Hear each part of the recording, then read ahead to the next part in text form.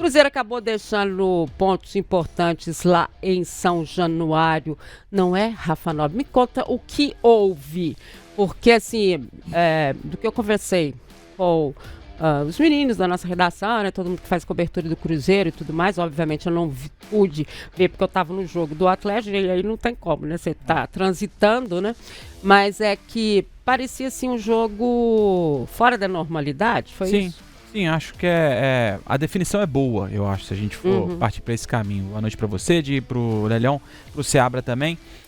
Se a gente for pegar os números do jogo, né? A gente esqueceu o placar e pegar os números do jogo, o Cruzeiro conseguiu criar mais de 20 oportunidades de gol, né? Então faltou um capricho, o Cruzeiro é tido como time letal e sofreu isso com o Vasco, né? O Vasco foi nas chances que teve, aliás, a primeira logo no iniciozinho do jogo, né? Acabou sofrendo o primeiro gol. E aí, o Cruzeiro até... O pessoal está acompanhando melhores momentos, né, da TV Vasco. Isso. Vai. E aí o Cruzeiro até sente um pouco o gol, mas continua criando oportunidades, mas pecando naquele último lance, no passe final e também na finalização. O Cruzeiro estava diferente, eu acho que dá pra gente dizer isso. Nem dá pra gente dizer que o Cruzeiro jogou tão mal assim, porque até fiz questão aqui de pegar aqui, por exemplo, finalizações, o Cruzeiro criou 21 finalizações contra 12 do Vasco. Olha. As grandes chances aí não foram tantas porque o Cruzeiro nesse último passe acabou errando, né?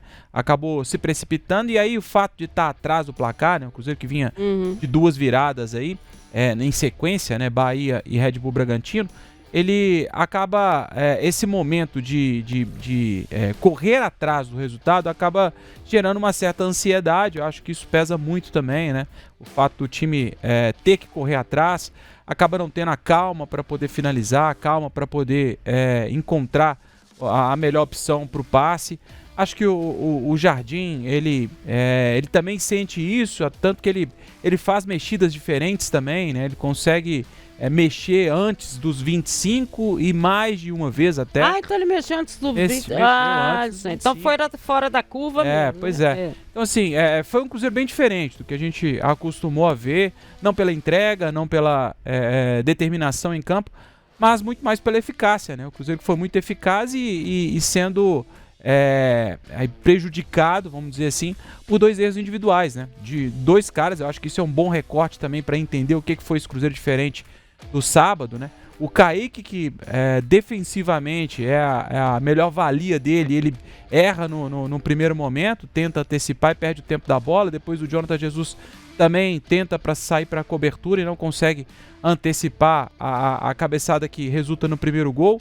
E o segundo gol aí é um gol de desatenção total, né? O Matheus Henrique tinha acabado de entrar e ele vacila numa bola que é totalmente dele, né? E aí esquece que tem um adversário atrás, aí é gol de pelada. Esse segundo gol de fato é um gol de pelada, o Cruzeiro completamente desatento, e aí o 2-0 praticamente sacramenta essa vitória do Vasco, uma vitória justa. O Jardim fala disso, né?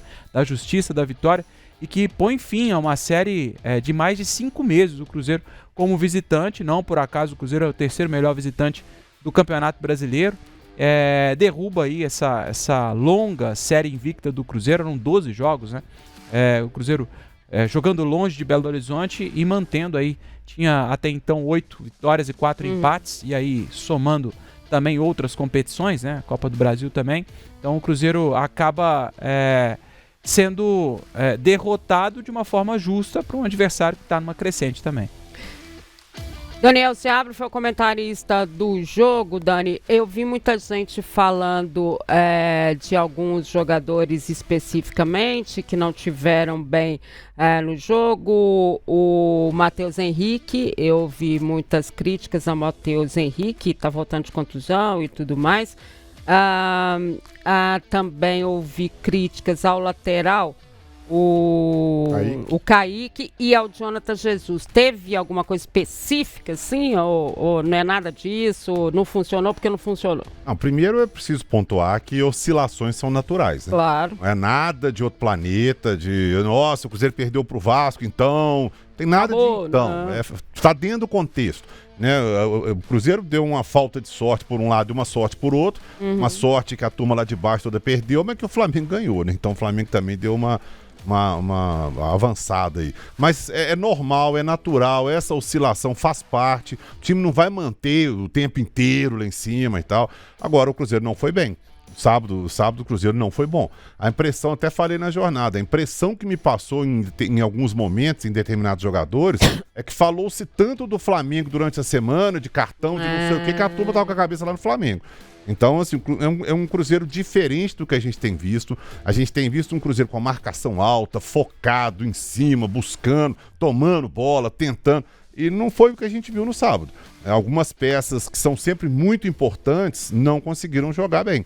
O Kaique foi uma delas. O Kaique, pra mim, se não é o melhor, é um dos melhores atrás esquerdos do Campeonato Brasileiro. Tá numa fase espetacular, jogando muito, mas sábado ele foi a pior partida que eu vi do Kaique. Não foi bem.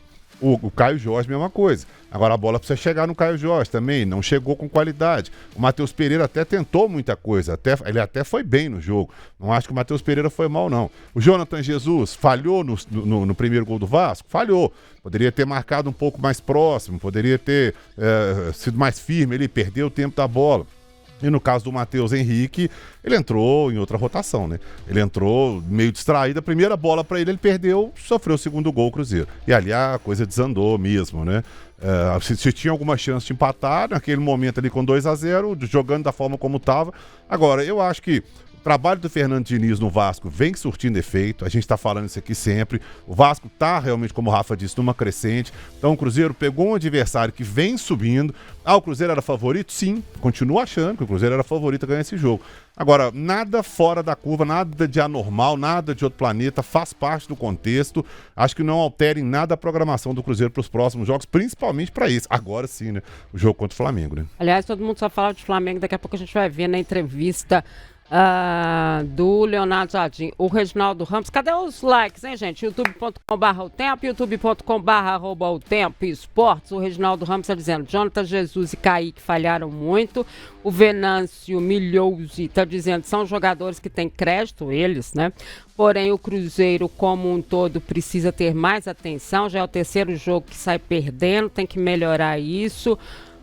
O Glauco Silva, Cruzeiro tem que abrir o olho. Segundo turno do Brasileiro é completamente diferente do primeiro turno. Eu já falei, a gente já falou muito sobre isso aqui, né, Olélio? Mas assim, você pegar todas as equipes do Cruzeiro que foram campeãs brasileiras aí, para se falar de brasileiro nos últimos anos, 2003, 2013, 2014, tropeção faz parte, né? Você pode até dizer, naqueles campeonatos eles estavam com mais pontos e aí você tinha uma gordurinha para queimar. Óbvio que sim, mas a gente está enfrentando um campeonato que a gente já falou, provavelmente o campeão vai ser o time que mais vai ter pontos na era dos pontos corridos, ou seja, é difícil. Dimara, mas assim, por exemplo, esse primeiro gol aí do Vasco, eu não coloco culpa nenhuma no Jonathan Jesus. Se der pra galera colocar no gol aí, olha só, quem falha ali realmente é o Kaique, porque o Paulo Henrique ele estava solto lá na ponta direita. Há inversão de jogada para ele. E aí, o Kaique se precipita tentando se antecipar, cortando de cabeça. Olha lá, o Jonathan Jesus, ele tá aqui marcando outro jogador. O Ryan é outro jogador que tinha que estar com ele. Então não é o Jonathan Jesus, ali é de quem deixou a bola sair e foi muito inteligente esse jogador que é uma grande revelação do Vasco, que é o Ryan. E no segundo tempo, o Matheus Henrique claramente falha, porque se ele fosse um cabeça de bagre, ali ele teria feito o simples. Qual é o simples? Dado um chutão. Ele quis dominar a bola e quando viu já era, ela passou e aí cai justamente no pé do jogador mais rápido do Vasco, que é o Paulo Henrique. Paulo Henrique é aquele mesmo, vaiado pela torcida do Atlético e escorraçado daqui com 3, 4 jogos. Melhor em campo. Foi. Foi. Coisa, disparadamente. E agora, Pelo lado do Cruzeiro, a gente analisando assim, além das falhas, eu concordo com o Seabra sobre o jogo do Matheus Pereira. O Leonardo Jardim até tenta colocar o time um pouco mais ofensivo, né? Ele permanece com o Christian, o Wanderson também não foi. Aliás, ele tira o Christian e permanece com o Wanderson. Mas depois ele tirou também o Christian e foi no lugar do Christian que entrou o Matheus Henrique. Agora até eu me confundi, mas no final das contas reapareceu até o Marquinhos. Quando entrou o Arroio, era claramente para o Cruzeiro ficar mais ofensivo. Acho que ele entrou no lugar, foi sim, do Christian, que aí é pra gente, né? O Christian, ele é um volante. Pro Leonardo Jardim, não. Mas realmente. Aí o Cruzeiro fica mais ofensivo, se mantém mais tempo no campo de ataque, mas não conseguiu furar a meta do goleiro Léo Jardim. É uma derrota realmente sofrida. Agora, hoje até o Portuga comentando, e muita gente teve essa impressão, o Cruzeiro estava assim por causa dos cartões. Eu acho que não, eu prefiro dar méritos ao Vasco, que apertou a marcação do Cruzeiro, e o Cruzeiro acabou experimentando um pouco do veneno dele.